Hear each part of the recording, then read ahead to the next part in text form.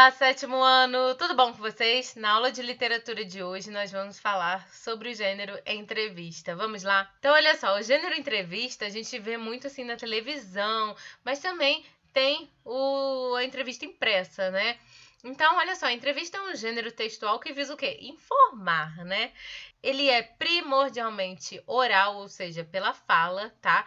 E aí sim, mesmo a entrevista escrita, você primeiro tem que perguntar para a pessoa, né? Se eu vou entrevistar algum de vocês, eu tenho que já com um roteiro pré-definido, as perguntas que eu vou fazer, te comentar, né, um pouquinho sobre essas perguntas, para você também não ser pega de surpresa, saber o que você vai responder, né? Então, olha só o que eu coloquei aí pra gente. A entrevista é um gênero textual que tem a finalidade de informar. É primordialmente oral, podendo ser transcrita para ser publicidade em revistas, jornais, sites. A gente vai ver isso mais pra frente, que eu trouxe assim, fulano fala sobre isso. Nossa, para você vender o jornal, né? Porque você fica curioso, né? Ou a revista, para saber o que essa pessoa que você goste ou você se interesse pelo meio onde ela atue, ela venda mais aquele jornal e aquela revista, né? Esse gênero, entrevistado e entrevistador, estabelecem uma interação, cada um com a sua função. O entrevistador, ele elabora previamente as perguntas, tá? Principalmente quem for a pessoa entrevistada, né? Será que ela é uma celebridade? Será que ela está começando a carreira agora? Será que ela está em um projeto novo aí na sua carreira? Vai fazer uma nova novela? Vai lançar um novo CD? E aí, dependendo da área que ela atue, tem que ir com esse roteiro pré-definido, tá? Então, ó, o entrevistador elabora as perguntas previamente e o entrevistado responde a elas e fornece aí as informações, né? Aqui nesta tela eu trouxe para vocês dizendo que o título da reportagem, e aí no caso a reportagem impressa, ela visa despertar o interesse do leitor, tá? Já fiz música em 5 minutos e dirigindo. E você fala, caraca, Sandy, vocês sabem que eu gosto de Sandy, né? Sandy já fez música dirigindo em 5 minutos, meu Deus. Vou ler para ver o que ela fala sobre isso, né? Então, causa aí uma curiosidade para os fãs, quem acompanha a carreira dela, né, e tal, assim como eu, de pegar e ler essa reportagem, né? A apresentação contém informações sobre a vida pessoal. Você tem que pelo menos dar um panorama de quem é a pessoa que você está entrevistando, porque você tem que levar em conta que nem todo mundo conhece essa pessoa. No caso aqui, nesse negócio da Sandy, eu cortei a reportagem. Ela tinha mais pra frente, tá? Ela tinha mais pra cima. Eu que cortei, só que peguei esse pedacinho. Então eu não reparei se ela tinha ali a descrição, mas com certeza, né? Tinha a descrição de quem é a pessoa. No título, uma fala do entrevistado, no caso da Sandy, né? Já fiz música em 5 minutos dirigindo. Não tá escrito assim, Sandy faz música em 5 minutos enquanto dirige. E quando dirigiu, sabe? Está dizendo, já fiz músicas, ou seja, ela mesma falou isso em algum dado momento da entrevista, a pessoa achou isso interessante para botar como título. Também pode, tá? Isso também pode acontecer. Isso acontece muito para despertar a curiosidade do leitor. Outra coisa na estrutura da entrevista escrita é que tem sempre o nome da revista ou do repórter, aí tá no caso AT2, né? Normalmente em letras diferentes, daí tá com letra maiúscula, né? Porque você escolheu começar a turnê sim por Vitória. Aí vem Sandy, a resposta dela. Aí depois vem de novo a pessoa, pergunta, resposta, pergunta, resposta, pergunta, resposta. E por aí vai, tá bom? O público a quem se dirige a essas entrevistas é o mais variado público, né? E aí vai ser de acordo com o interesse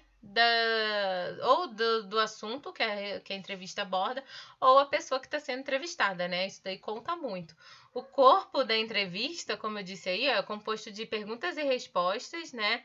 E o entrevistador, ele vai orientar o entrevistado em tudo isso, em questão de tempo, assunto, enfim. Aí temos outra entrevista da Thalita Rebouças, tá? Que é escritora para adolescentes, e você vê a mesma estrutura, ó, pergunta em vermelho, resposta em preto, pergunta em vermelho, resposta em preto, certo? E agora vai vir a capa, o título dessa reportagem aí, que eu primeiro botei a pergunta, as perguntas, para depois botar a capa.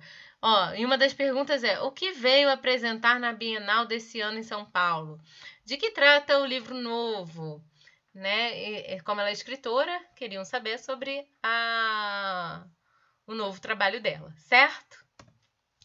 E aqui nós temos a capa da entrevista, como eu falei para vocês. Olha só, de novo, é uma citação, por isso que está entre aspas, tá? É algo que a própria Thalita Rebouças disse. O humor nos faz pensar sem nos darmos conta. Então ela falou isso em algum momento daqui, da reportagem, que colocaram no título da reportagem. Se você fizer isso na sua reportagem, bote aspas, tá? Porque é uma transcrição da fala da pessoa, tá bom? E aqui, nessa reportagem, nós temos um pequeno panorama de quem é Thalita Rebouças. Tá dizendo assim, tá pequeno, mas eu vou tentar ler. Em uma nação onde 1 em cada 3 pessoas jamais comprou um livro, a obra da escritora carioca Thalita Rebouças, 43 anos, é uma notável exceção. Com 22 livros publicados, todos voltados para o público adolescente, ela já conta com mais de 2,2 milhões de exemplares vendidos. Mais do que figurar entre as principais best-sellers do Brasil, Thalita é um fenômeno de vendas também no exterior. Seus livros foram traduzidos para mais de 20 países e são sucesso absoluto em Portugal. Consagrada, a escritora decidiu diversificar a carreira compondo músicas para novelas e filmes, assinando roteiros para peças de teatro e histórias em quadrinhos, e participando do programa The Voice Kids na Rede Globo. Poliana imperativa, como se autodefine, Thalita tem um trevo de 4 folhas tatuado no pé direito e ela acredita que parte do que conquistou se deve à sorte. Na entrevista a seguir, concedida na véspera de participar da Bienal do Livro em São Paulo, ela falou de suas influências e de seu público e antecipou novos projetos.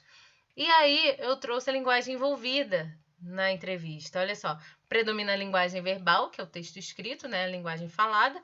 Na situação oral, outras linguagens não verbais, elas podem ser observadas como os gestos, as pausas, os silêncios, postura do entrevistado. O vocabulário é relacionado com o universo do entrevistado. Então, a Thalita Rebouças vai ter um vocabulário próprio para o adolescente.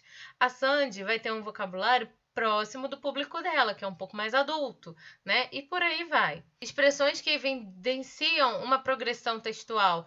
Primeiro eu lancei esse livro, depois eu cheguei até a Bienal, por fim, hoje eu já tô com uma carreira, né? Maravilhosa, eu sou muito grata a isso tudo. Dei só um exemplo, tá? Usando esses textos, usando essas expressões aí que evidenciam uma progressão textual. E verbos no passado, né? A maioria no passado, porque ela vai falar de coisas que ela já fez, mas pode falar de projetos futuros também, né? Eu nasci aqui no Rio de Janeiro, eu cresci no bairro tal, frequentei boas escolas, até que eu publiquei meu primeiro texto num jornalzinho da escola, e por aí foi lá que eu comecei a minha carreira. E quem não sabe, Thalita Rebouças, ela era jornalista, ela fez faculdade de jornalismo, trabalhou como jornalista, mas resolveu largar tudo para se dedicar aí à literatura.